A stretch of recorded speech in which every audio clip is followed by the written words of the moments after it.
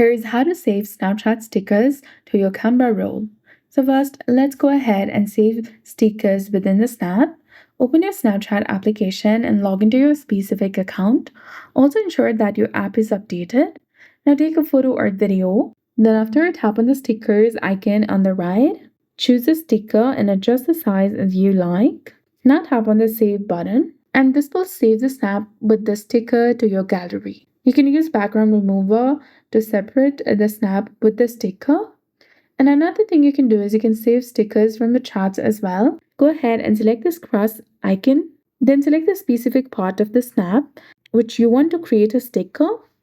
Then select done in the top of the screen and your sticker will be created. You can use it wherever you like and you can save it as well. Now to save stickers from chat, open a chat or the sticker picker. Then go to the sticker icon and select the sticker that you want to. Once it has been saved, you can tap and hold onto it.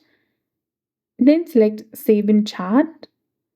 And then after, take a screenshot and open your phone's gallery, crop the screenshot to show only the sticker, or you can also use the background remover and then save it.